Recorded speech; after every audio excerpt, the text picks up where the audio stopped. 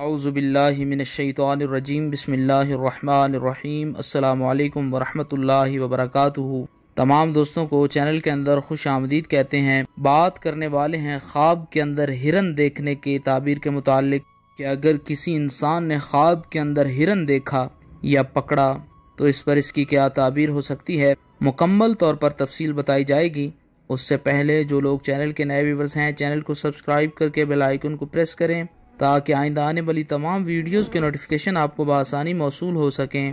بات کرتے ہیں خواب کے اندر ہرن دیکھنے کی تعبیر کے متعلق۔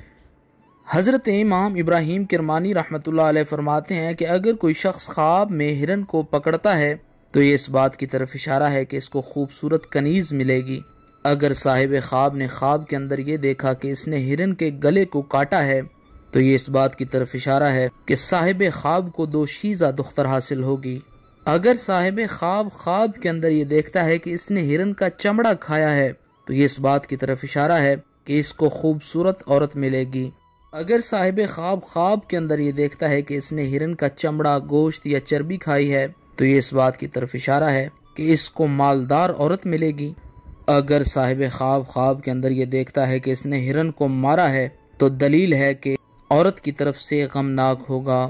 حضرت امام ابن سیرین رحمۃ اللہ علیہ فرماتے ہیں کہ اگر صاحب خواب ہرن کے پیچھے گیا اور اس نے ہرن کو گرایا تو یہ اس بات کی طرف اشارہ ہے کہ اس کو دوشیزہ عورت یا کنیز ملے گی۔ اور اگر صاحب خواب کے اندر یہ دیکھے کہ ہرن کو شکار کے وقت گرا لیا ہے تو یہ اس بات کی طرف اشارہ ہے کہ مال غنیمت پائے گا۔ اور اگر یہ دیکھتا ہے کہ ہرن گھر کے اندر مر گیا تو یہ اس بات کی طرف اشارہ ہے کہ عورت کی طرف سے غم اور تکلیف پہنچے گی۔